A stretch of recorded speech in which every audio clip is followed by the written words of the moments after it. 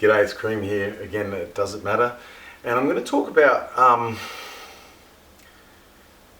training and the nature of how we grow and how we suffer, and why training is one of the few remaining pathways that a modern human being has to grow. As I understand it, the feedback mechanisms that allow a human being to mature and grow nearly all involve substantial amounts of pain and suffering, privation, adversity.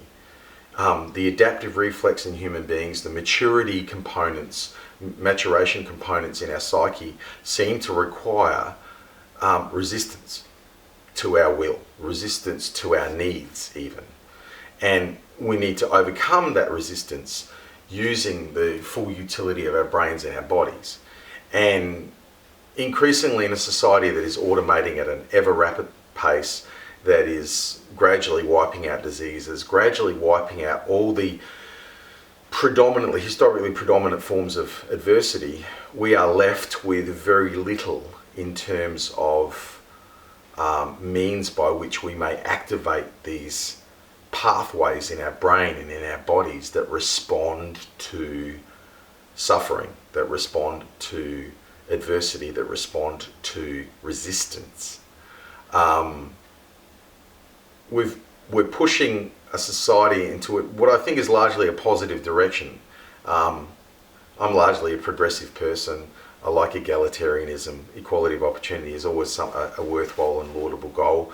I like looking after people. I like the idea of a society that looks after people.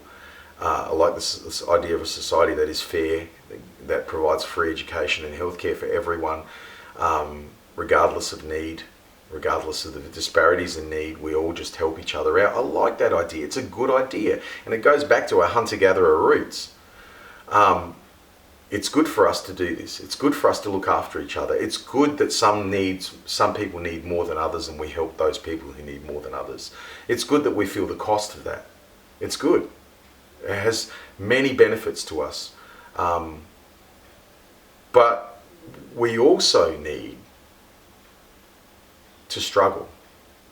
We also need to struggle, because the very empathy required for me to care enough as a voter about someone who's poor or who's not doing as well as me requires me to have known to some degree what some levels of suffering are like. And if I have led a privileged life, I have led a life where I have not suffered, then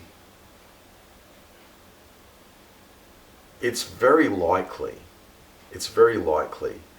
that I'm not going to be able to relate to the person who is in need in a useful way, in a productive way. It's very likely that I'm going to end up, to some degree, becoming part of some partisan reactionary brigade, okay? And being unkind and being destructive rather than constructive. It's important for us to suffer as individuals to some degree. And society's taking a lot of that away. We have a lot of what I call intangible, useless suffering. Financial suffering is inherently useless. It doesn't particularly benefit people to suffer, particularly if their needs aren't being met. People can make the best of it, and it can be character building to a degree, but then any suffering can be character building. But the point is, it's not a particularly useful form of suffering. There are forms of suffering, like there are forms of food that are better for people than others. There are forms of exercise that are better for certain activities than others. There's a hierarchy. There's hierarchies everywhere. Again, the universe is driven by Pareto distributions. There's a hierarchy of suffering.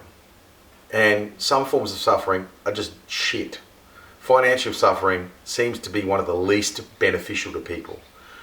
Having said that, extreme affluence at the other end of the scale also seems to be inherently useless and ivory tower people, silo people away from objective reality. So if you're too far down the pipe and suffering too much in terms of financial disparity, or you're too far up in the privileged or rarefied heights, then you're deprived of useful suffering, because it has become an existential illusion, either the one of endless suffering and deprivation and inequality, or the one where you're living like a mogul. suffering brought on by your choices. If you make a choice and it causes you suffering, there's a lesson to be learnt there. There's value to be gained there. If you made a mistake, then there's lessons to be learned about how to not make that mistake again, how to rectify the thinking, the emotions, the actions that led to that mistake. If it's not a mistake, but it's simply the resistance of the world, resistance of others, the resistance of yourself even, to success, to excellence, because everything will resist you, then again, explore the mechanics of it. Explore the how. How did this happen? We often ask why when we should ask how. Why can often take care of itself. It'll become apparent if you look at how. How did I do this? What and how? And when you explore what and how, why is either irrelevant or it becomes quickly explained by the what and the how. Tend to focus, more useful to focus in terms of suffering, not so much on why, because you're asking some grand existential question there that philosophers throughout history have had difficulty in answering. So unless you're intending to write a Nobel laureate on the nature of human suffering, why is probably not the right question. How did this happen? What exactly happened? Probably the other way around. What happened? How did this happen? Doesn't really matter. Okay, just throw yourself at it as empirically and objectively as possible. Try to understand it. Also, know that you're strong. Know that you can embrace that. But suffering itself has these tiers. So choose some suffering. Choose something you're going to suffer at. Martial arts is what I've chosen. Writing, now even YouTubing, albeit incredibly imperfectly as yet. Producing content, talking to people. I teach martial arts,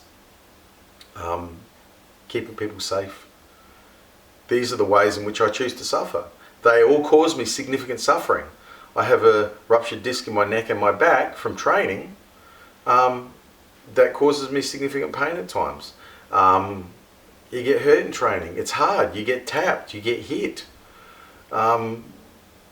You constantly have to push yourself to go when sometimes you don't feel like going. Once you get there, you're fine. But going out the door with your bag packed when all you want to do is nurse your wounds and watch some Netflix and snuggle up, and instead you're off to the gym for 2 or 3 hours or an hour or whatever it might be. That's not easy. That's embracing your suffering, which I've talked about in another video. You've got to choose, you pick your poison, pick it, and then do it. Life will cause you to suffer anyway, but by picking your suffering, you can be selective about the kinds of suffering to some degree that you are going to undergo in your life. You're curating your life. You're choosing what you're going to learn from. You're choosing the adversity that you're going to experience. And with the adversity that you don't choose, that's thrust upon you by the unfairness of life, then you're going to be able to navigate that and mitigate that better than you could have previously because you have some practice in suffering. We need to suffer to grow. We need to suffer to mature. We need suffering to be empathetic. The more you suffer, the more capacity you have to be empathetic to others. The more you have to understand others. The more foolish you are, the more that you suffer from those mistakes that you make, the more kind you can be about other people's mistakes. Suffering's important, and a society that's free of suffering, I suspect, would not necessarily be a nice place to live. A very harsh, judgmental, unkind society. And it's one to be avoided. And I do see in social media and the nature of the bombastic and adversarial commentary that goes on there, because it really doesn't qualify as a conversation a lot of the time, it indicates to me very firmly that we have become anti-sympathetic with one another. We've lost our way to some degree in terms of grasping that you're talking to other human beings. And suffering is a really good way of doing that. And so when we train, when we choose to train, someone wraps you up and ties you up and gives you an arm bar or chokes you or strikes you and hits you. I mean, I've got a mildly corked leg at the moment from some leg kicks. It happens, okay? And it teaches you sympathy. Also, it really teaches you to leg check, slip and move and weave. You have enormous incentive to do the right thing. And it's whether you're climbing trees or cycling hills and dune sprints, whatever it is that you like to do, rowing, whatever. Getting it wrong means you lose. Getting it wrong means you injure yourself. Getting it right means the opposite.